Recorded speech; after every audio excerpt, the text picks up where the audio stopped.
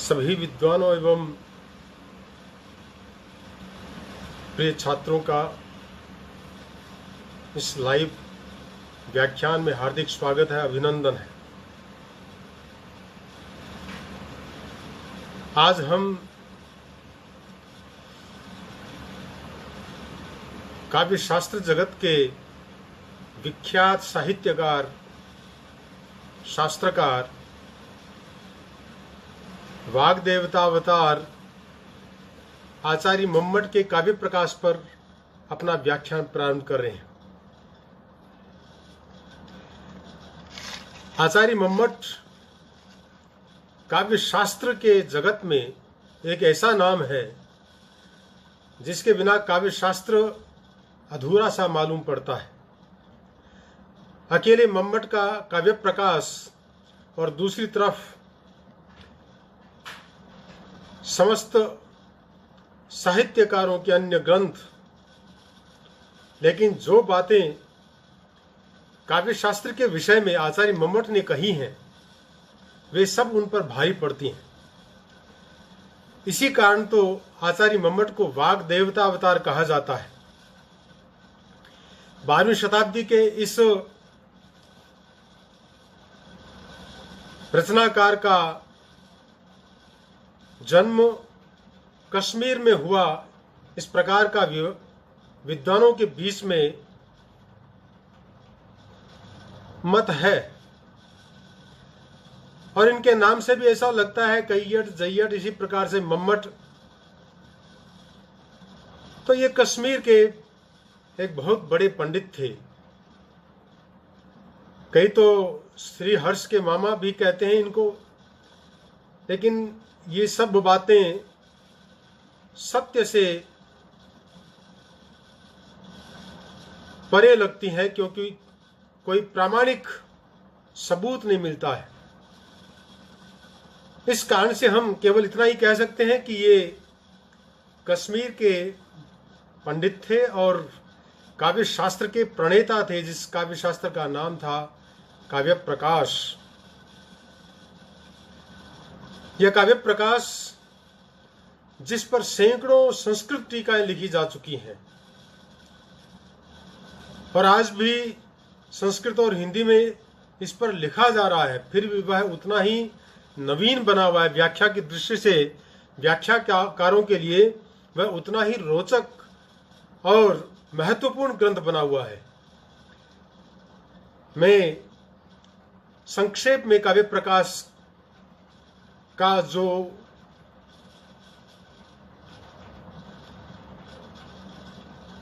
वर्ण्य विषय है या उसकी रचना कितने उल्लासों में हुई है, यह सब संक्षेप में बता देता हूं।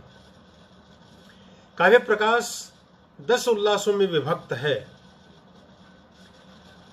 और काव्य प्रकाश में क्या है इसके लिए इतना ही कहना पर्याप्त होगा कि काव्य प्रकाशकार ने जो काव्य का लक्षण दिया है उस लक्षण की व्याख्या ही केवल काव्य प्रकाश है। और वह जो लक्षण है उसको मैं एक बार बोल देता हूं। तददोषौ शब्दार्थौ सगुणा वनलंकृति पुनः क्वापि। यहां पर शब्द और अर्थ और ये दोनों विशेष अंश हैं। इसके अलावा अदोष, जिसमें गुण और अलंकार, और जहां पर गुण रहते हैं वहां पर रस भी रहता है। इसलिए इन सब तत्वों के ऊपर काव्य प्रकाश के अंदर विवेचन हुआ है। इसलिए हम ऐसा कह सकते हैं कि काव्य प्रकाश के 10 उल्लासों में तददोषौ शब्दार्थौ सगुणा वनलंकृति पुनः क्वापि इस काव्य लक्षण की ही व्याख्या हुई है। मैं अधिक चर्चा न करते हुए आज इसके प्रथम उल्लास पर हम चर्चा करेंगे, व्याख्यान प्रारंभ करेंगे। प्रथम उल्लास जिसमें मंगलाचरण के पश्चात काव्य के प्रयोजन, काव्य के हेतु और काव्य के प्रकार, जो मोटे मोटे भेद हैं, उनका इस प्रथम उल्लास के अंदर समावेश हुआ है। सर्वप्रथम मंगलाचरण, जो कि हमारी भारतीय परंपरा में ग्रंथारंभ करने से पहले किया जाता है, उसी को लेकर के हम आगे बढ़ते हैं। स्वयं काव्य प्रकाशकार मम्मट कहते हैं, ग्रंथारंभे विघ्न विघाताय समुचितेष्ट देवताम ग्रंथकृत परामृशति। ग्रंथ के प्रारंभ में विघ्न विघात के लिए समुचित इष्ट देवता का ग्रंथकार परामर्श कर रहा है। यहां पर ग्रंथारंभे, ये सप्तम्यंत जो पद है, इसमें षष्ठी तत्पुरुष समास है। ग्रंथस्य आरंभ है इति ग्रंथारंभ। वास्तव में यह शब्द क्या कहता है? ग्रंथ का आरंभ, लेकिन यहां पर आरंभ से तात्पर्य है कि जिस प्रकार से हम भव्य मकान को बनाने का प्रारंभ करते हैं, उससे ठीक पहले उसके लिए भूमि पूजन आदि किया जाता है, उसी प्रकार से यहां पर भी हमें इस मंगलाचरण को समझना चाहिए। जिस प्रकार से वह भूमि पूजन वास्तव में उस भवन का अंश नहीं माना जाता, भाग नहीं माना जाता, उसी प्रकार से ये जो मंगलाचरण है वह भी इस ग्रंथ का हिस्सा नहीं है, अपितु उस ग्रंथ के निर्विघ्न समाप्ति के लिए यह ईश्वर से प्रार्थना रूप एक मंगल कामना है, उससे प्रार्थना के रूप में यही मांगा जाता है। तो ये ग्रंथस्य आरंभ इति ग्रंथारंभः तस्मिन् इति ग्रंथारंभे। यह शब्द जो ग्रंथ के प्रारंभ में, ग्रंथ के आरंभ में, ऐसा कहने का मतलब यह है कि जो ग्रंथ प्रारंभ होगा, जिस प्रकार से भवन का प्रारंभ होता है, उस प्रकार से ग्रंथ का प्रारंभ होगा, उससे पहले हम यह मंगलाचरण कर रहे हैं। क्यों कर रहे हैं? विघ्न विघाताय, विघ्नानां विघाताय इति विघ्न विघातः, तस्मै इति विघ्न विघाताय, विघ्नों के विनाश के लिए, ताकि इस ग्रंथ को हम रच रहे हैं, उस ग्रंथ के वर्ण्य विषयों का हम बिना विघ्न के और अच्छी प्रकार से वर्णन कर सकें। उन विषयों के ऊपर हम ऐसा वर्णन कर दें कि हम यह समझें कि हमारा कार्य पूरा हो गया है। इस प्रकार से उसके ग्रंथ की रचना के प्रारंभ में आने वाले सभी विघ्नों के विघात के लिए ही वास्तव में यह मंगलाचरण किया जा रहा है। और वह कैसे होगा, विघ्नों का विघात कैसे होगा? इसलिए कहा है कि समुचितेष्ट देवताम, विघ्नों का विघात हो जाए, इसके लिए जो समुचित इष्ट देवता हैं उनका हमें प्रणमन करना पड़ेगा, नमन करना पड़ेगा, उनकी आराधना करनी पड़ेगी, उनका स्मरण करना पड़ेगा। इसलिए यहां पर समुचितेष्ट देवताम, यह जो शब्द यहां पर काम में लिया है, उसका मतलब यह है कि इस ग्रंथ के अनुकूल जो देवता है, जो इसके विघ्नों को नष्ट कर सकते हैं और ग्रंथ के विषयों को परिपूर्णता देने के लिए हमें सहायता प्रदान कर सकते हैं, उस प्रकार के जो देवता हैं, यहाँ पर देवता शब्द स्त्रीलिंग का है, क्योंकि तस प्रत्यांत है जो कि हमेशा स्त्रीलिंग में ही रहता है। तो इस स्त्रीलिंग शब्द के द्वारा यह स्पष्ट हो जाता है कि ग्रंथकार ग्रंथ की जो अधिष्ठात्री देवी है भगवती सरस्वती, उसकी आराधना करना चाहता है, उसको प्रार्थना के द्वारा प्रसन्न करना चाहता है। और वह कौन है प्रार्थना करने वाला? ग्रंथकृत, ग्रंथम करोति इति ग्रंथकृत, ग्रंथ को रचने वाला, यानी ग्रंथ का रचनाकार अर्थात आचार्य मम्मट परामर्शति, परामर्श कर रहा है। इस प्रकार से आचार्य मम्मट ने यहां पर अपने ग्रंथ का निर्विघ्न समापन करने के लिए हम किस प्रकार से मंगलाचरण कर सकते हैं, उस मंगलाचरण के विषय में यहाँ पर इन्होंने ग्रंथ के प्रारंभ में यह जो शब्द है इनका प्रयोग किया है। हम अब इससे आगे बढ़ते हैं।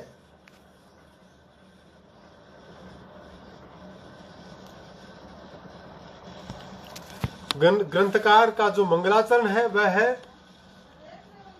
नियतिकृत नियम रहिताम ह्लादैक मयीम अनन्य परतंत्राम नव रस रुचिराम निर्मिति आदधति भारती कबीर जयति। यहां पर बात तो इतनी सी है, कवे है भारती जयति, कवि की जो भारती है वह विजयशील हो रही है। किम कुर्वती सा भारती कबीर भारती जयति। तो इसके लिए फिर विशेषण दिए हैं कि नियतिकृत नियम रहिताम ह्लादैक मयीम अनन्य परतंत्राम नवरस रुचिराम निर्मितिम आदधति कवे भारती जयति। ये इसका हम अन्वय कर सकते हैं। तो यहां पर जो शब्द कामे लिए, इसका मतलब यह है कि वह विजयशील हो रही है, लेकिन विजयशील होने के लिए जब राजा लड़ते हैं तो कम से कम दो राजा आपस में लड़ते हैं, तब किसी एक की विजय होती है। तो यहां पर भी यह प्रश्न उठता है कि यह कवि की भारती किससे विजयशील हो रही है भाई। तो इसका उत्तर है कि हमारे समक्ष दो प्रकार की सृष्टि है। एक तो ब्रह्मा की सृष्टि है जिसमें हम रह रहे हैं, जिसमें हम समस्त व्यवहार कर रहे हैं, और दूसरी सृष्टि कवि की सृष्टि अर्थात काव्य रूपी सृष्टि है। इन दोनों में से कौन उत्कृष्ट है, यह यहां पर तुलना करके और अंत तो गत्वा ब्रह्मा की सृष्टि से कवि की सृष्टि को उत्कृष्ट बतला करके और यह कह दिया गया है कि कवे भारती जयति, अर्थात कवि की भारती रूपी जो काव्य है वह ब्रह्मा की सृष्टि से, अर्थात कवि की सृष्टि जो काव्य है वह ब्रह्मा की सृष्टि यानी जो जगत है उससे विजयशील हो रही है। वह कैसे हो रही है विजयशील, इसको स्पष्ट करते हुए यहां पर ये विशेषण दिए जा रहे हैं। नियतिकृत नियम रहिताम, जो ब्रह्मा की सृष्टि है वह तो नियति के बनाए हुए नियमों के अधीन है। वह नियति के जो नियम है उसके तहत ही अपना कार्य कारण भाव प्रकट कर सकती है, उसमें कोई छूट नहीं है। अर्थात जैसे जो कमल का पौधा है उस पर ही कमल का पुष्प लग सकता है, या कमल की खुशबू कमल के पुष्प से ही आ सकती है, या फिर हम ऐसा कहें कि संसार में जितने भी आकाश के अंदर जो नक्षत्र हैं वे वहीं पर हो सकते हैं, चमक सकते हैं। सूर्य दिन में ही उग सकता है, चंद्रमा रात्रि में ही प्रकाश कर सकता है। इस प्रकार जो नियति के नियम है उनके तहत ब्रह्मा की सृष्टि है। लेकिन जो कवि की सृष्टि है वह तो मुख में भी कमल खिला देती है, और मुख में एक एक नहीं तीन तीन कमल खिला देती है। आकाश में जो चंद्रमा है उसमें भी कमल की उद्भावना कर लेती है, और ये सूर्य और चंद्र रूपी दोनों कमलों को एक साथ भी यहां पर यह प्रस्तुत कर सकती है। इस प्रकार की कवि सृष्टि है। उसके लिए जगत के बनाए हुए जो नियम हैं वे लागू नहीं होते, इसलिए वह ब्रह्मा की सृष्टि से बढ़कर के है। दूसरा विशेषण दिया है ह्लादैक मयीम, ह्लादेन एकमयी इति ह्लादैक मयी ताम इति ह्लादैक मयी। ह्लाद का मतलब आनंद, जो ब्रह्मा की सृष्टि है वह तो सुख दुख और मोह स्वरूपा है। उसमें कोई एक वस्तु किसी के लिए सुख देने वाली हो सकती है, तो उसी समय वह किसी और को दुख देने वाली भी हो सकती है, और किसी अन्य के लिए वह जो ब्रह्मा की सृष्टि है वह दुख देने वाली भी हो सकती है या मोह देने, अर्थात इस प्रकार से ब्रह्मा की सृष्टि में सुख दुख और मोह ये तीनों हैं। एक समय में ये तीनों प्रकार की स्थितियां बनी रह सकती हैं। उदाहरण के लिए किसी एक व्यक्ति ने एक भव्य मकान परचेज किया या बनाया, लेकिन पड़ोसी को उस मकान को देख करके बड़ा दुख हुआ। वह शत्रु है उसको बड़ा दुख हुआ। लेकिन मकान का मालिक जिसने परचेज किया उसको बड़ा सुख हो रहा है, आनंद की प्राप्ति हो रही है, और किसी अन्य को मोह हो रहा है। इस प्रकार से ब्रह्मा की सृष्टि में सुख दुख और मोह तीनों एक साथ उपस्थित हो जाते हैं।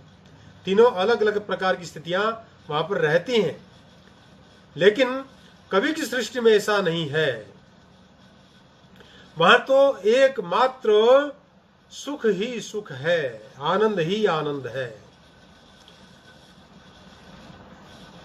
किसी भी प्रकार की स्थिति हो संसार में,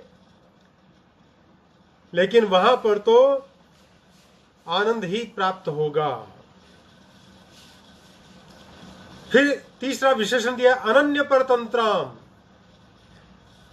जो ब्रह्मा की सृष्टि है वह तो अन्य परतंत्रा है, अर्थात संसार के कारण कार्यवाद सिद्धांत के कारण से वहां पर तीन कारणों के अधीन है। तीन प्रकार के कारण हैं, समवायी कारण, असमवायी कारण और निमित्त कारण। जो ब्रह्मा की सृष्टि है वह इन तीनों कारणों के अधीन है, अर्थात कारण के बिना कार्य की उत्पत्ति हो ही नहीं सकती। यह सिद्धांत ब्रह्मा की सृष्टि में लागू होता है। समवाय कारण वह होता है जो वास्तव उपादान कारण है, जिसमें ही कार्य की उत्पत्ति होती है।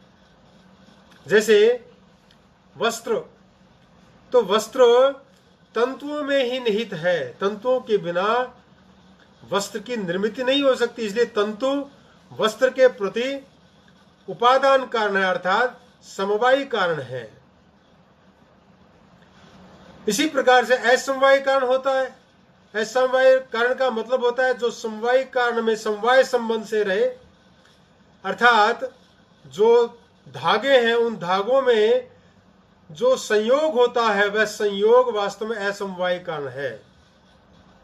जब तक धागों में तंतुओं में संयोग नहीं होगा तब तक भी वस्त्र की निर्मित नहीं हो सकती है, और वह संयोग भी समवायी कारण में समवेत रूप से रहता है। जब तक संयोग है तंतुओं में तब तक वह वस्त्र भी है। इसी प्रकार से इन दोनों के अतिरिक्त एक अन्य कारण और होता है जिसको हम कहते हैं निमित्त कारण। वह निमित्त कारण जब कार्य की सृष्टि होती है तब तक वह रहता है। जैसे वस्त्रों को बनाने वाला जुलाहा, जब तक वस्त्र बन नहीं जाता है तब तक जुलाहा उसके साथ में संयुक्त रहता है, और जो ही वस्त्र की निर्मित हुई उसके बाद में जुलाहा कहीं और वस्त्र कहीं। समवायी और असमवायी कारणों के समान वह कभी भी वस्त्र के साथ में लग करके समवेत रूप से वहां पर स्थित होकर नहीं रहता है। जुलाहे के मर जाने पर भी या अन्यत्र चले जाने पर भी वह वस्त्र रहता है। इस प्रकार का जो कारण होता है वह निमित्त कारण कहलाता है। तो संसार के जो कार्य हैं वे सब के सब समवायी असमवायी और निमित्त कारणों के अधीन हैं, लेकिन जो कवि की सृष्टि है वह कवि की सृष्टि इन तीनों कारणों से रहित है, इनके अधीन नहीं है। क्यों? क्योंकि वह तो मुख में भी कमल खिला देता है, आंखों में भी कमल खिला देते हैं, चंद्रमा में भी मुख की कल्पना कर लेते हैं। इस प्रकार के कवि के कारण से, कवि की सृष्टि के कारण से, वह कवि की सृष्टि ब्रह्मा की सृष्टि से उत्कृष्ट है, बढ़ करके है। वह समवायी, असमवायी और निमित्त कारणों के अधीन नहीं है। इसी प्रकार से ब्रह्मा की सृष्टि केवल 6 प्रकार के रसों से युक्त है, जबकि जो कवि की सृष्टि वह 9 रसों से युक्त है। इसलिए कहा है नव रस रुचिराम। ब्रह्मा की सृष्टि केवल 6 रसों वाली है। कटु, कषाय, तिक्त, अम्ल आदि जो 6 रस हैं, वे 6 रस ही ब्रह्मा की सृष्टि में हैं, और वे 6 के 6 रस भी सभी व्यक्तियों को सभी समय में अच्छे नहीं लगते। कभी किसी को एक समय में, किसी को मीठा अच्छा लगता है, किसी को तिक्त अच्छा लगता है, लेकिन कटु, कषाय आदि तो किसी को अच्छे लगते भी नहीं है। मान लो किसी एक समय में लग भी जाए अच्छे, तो भी सभी समय में ब्रह्मा की सृष्टि की 6 रस उनको अच्छे लगने वाले नहीं हैं। अर्थात अच्छे लगने का मतलब यह है कि वे उसको प्रिय नहीं है, रुचिर नहीं है।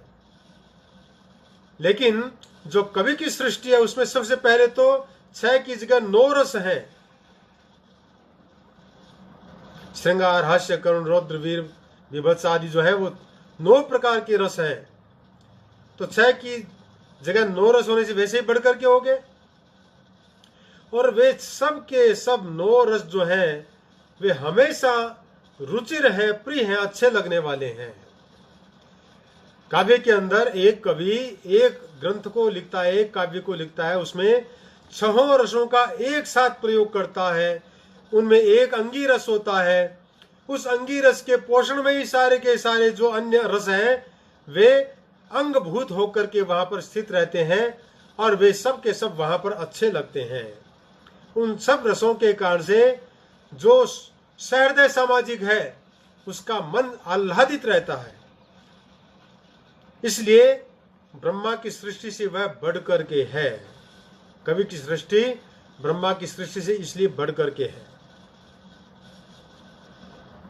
इस प्रकार की जो कवि की सृष्टि है, कवि की जो भारती है, कवि की जो वाणी है, वह काव्य रूपी अपनी सृष्टि का निर्माण करती हुई ब्रह्मा की सृष्टि से विजयशील हो रही है। तो यहां पर वास्तव में काव्य की अधिष्ठात्री देवी भगवती सरस्वती है, उसके बिना यह सब प्रपंच हो ही नहीं सकता। काव्य रूपी जो प्रपंच है उसका निर्माण भी नहीं हो सकता है। इसलिए विजयशील शब्द के अर्थ से यहां पर नमस्कार का आक्षेप कर लिया जाता है। अर्थात इस श्लोक को पढ़ने के बाद में यह प्रकट होता है कि मैं उस भगवती सरस्वती के प्रति प्रणत हूं, जिसके द्वारा इस प्रकार की ब्रह्मा की सृष्टि से भी उत्कृष्ट काव्य रूपी जो सृष्टि है, उस सृष्टि का निर्माण उसकी कृपा से किया जा रहा है। इस प्रकार की भगवती जो सरस्वती है उसको मैं नमस्कार करता हूं, प्रणमन करता हूं। ये जो है आचार्य मम्मट यहां पर इसको यहां पर प्रकट कर रहे हैं। इस प्रकार से यहां पर ये जो काव्य प्रकाश का मंगलाचरण था उस पर हमने चर्चा की। आचार्य मम्मट ने स्वयं ने काव्य प्रकाश को 2 भागों में बांटा उन्होंने, एक कारिका भाग, दूसरा वृत्ति भाग। इस कारिका की व्याख्या करते वृत्ति में वो स्वयं कह रहे हैं कि नियति शक्तिया नियत रूपा, नियति की शक्ति से जो निश्चित रूप वाली है, सुख दुख मोह स्वभावा, सुख दुख और मोह स्वभाव वाली है। परमाणुवाद द्युपादान कर्मादि सहकारी कारण परतंत्रा, और परमाणुवादी जो उपादान तथा कर्म इत्यादि सहकारी कारण के जो पराधीन है, षड्रसा और 6 रसों वाली है। न च हृदयैव हि तादृशी, इस प्रकार की जो मधुर इत्यादि 6 रसों से सर्वदा हृदय को प्रिय ही नहीं है। इस प्रकार की ब्रह्मा की जो सृष्टि है, ब्रह्मणो निर्मितिर निर्माणम, निर्मिति अर्थात वह जो ब्रह्मा की जो निर्मिति है, निर्माण है, वह एतद विलक्षणा तो कविवांग निर्मिति ही, लेकिन जो कवि की वाणी है अर्थात जो काव्य है वह कवि की निर्मिति है, कवि की सृष्टि है, वह तो इस ब्रह्मा की सृष्टि से विलक्षण है।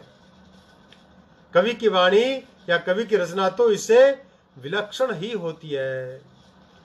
इसीलिए अतएव जयति, इसीलिए वह विजयशील हो रही है। जयत्यर्थेन च नमस्कारा क्षिप्यता इति ताम प्रत्यस्मि प्रणता इति लभ्यते। और विजयशील शब्द के अर्थ से यहाँ पर नमस्कार का आक्षेप कर लिया जाता है। इस प्रकार उसके प्रति प्रणत हूं, यह अर्थ हमें प्राप्त हो जाता है। इस प्रकार से काव्य प्रकाशकार ने काव्य प्रकाश के प्रारंभ में अपना मंगलाचरण प्रस्तुत करके और इसका प्रारंभ किया है। मुझे लगता है कि आज हमें मंगलाचरण पर ही सीमित रहना पड़ेगा। यद्यपि मंगलाचरण के पश्चात जो काव्य के प्रयोजन है उनके ऊपर चर्चा की जा सकती है, लेकिन इतना समय नहीं है कि अभी हम उस पर चर्चा कर सकें। तो आज हम इसी पर अपना व्याख्यान समाप्त करते हैं। कल हम काव्य प्रकाशकार का जो काव्य प्रयोजन है उस पर हम चर्चा करेंगे और साथ में काव्य के हेतुओं को भी ले लेंगे। काव्य प्रयोजन और काव्य हेतु इन दोनों पर हम कल चर्चा करेंगे। लेकिन आपको यह बता दूं कि जो काव्य प्रकाश है वह बहुत महत्वपूर्ण ग्रंथ है, जिस पर जैसा कि मैंने पूर्व में बताया था सैकड़ों संस्कृत में टीकाएं लिखी जा चुकी हैं, लिखी जा रही हैं, और सैकड़ों टीकाएं हिंदी में लिखी जा चुकी हैं। श्रीधर की जो टीका है, देवनाथ कृत टीका है, भास्कर की साहित्य दीपिका टीका है, आलोक टीका है, प्रकाश तिलक है, यशोधर की टीका है, मुरारी मिश्र कृत टीका है, सुबुद्ध मिश्र की टीका है। इस प्रकार की अनेक टीकाएं जो हैं, प्रदीप टीका है जो बड़ी विख्यात है, उन सब टीकाओं के द्वारा इस काव्य प्रकाश की महत्ता को प्रकाशित किया जा चुका है। इसलिए इस ग्रंथ के ऊपर हमें बड़े मनोयोग से चिंतन करना है, और वह चिंतन हम कल से प्रारंभ करेंगे, क्योंकि कल से जो महत्वपूर्ण बातें हैं, काव्य के जो प्रयोजन हैं वो बहुत महत्वपूर्ण है, उन पर हम चर्चा करेंगे। अस्तु, आप सबका हृदय से आभार कि आप लोगों ने इतने समय हमारे साथ में बैठ करके काव्य प्रकाश के बारे में चर्चा का आस्वादन किया। कल आप लोगों से पुनः इसी समय मिलने का हम आग्रह करते हैं, निवेदन करते हैं। आप सब पधारें ताकि काव्य प्रकाश पर समुचित रूप से चिंतन हो सके, मनन हो सके, क्योंकि आगे के सारे जो चर्चा बिंदु हैं वो काव्य से संबंधित है, काव्य संबद्ध है, इसलिए उन पर हम व्यापक चर्चा करेंगे, बड़े सूक्ष्म रूप से चर्चा करेंगे। तो आशा है कल से आप लोग यहाँ पर 6:15 बजे से उपस्थित रहेंगे। आप सबका आभार पुनः। नमस्कार। जय तो संस्कृतम, जय तो भारतम।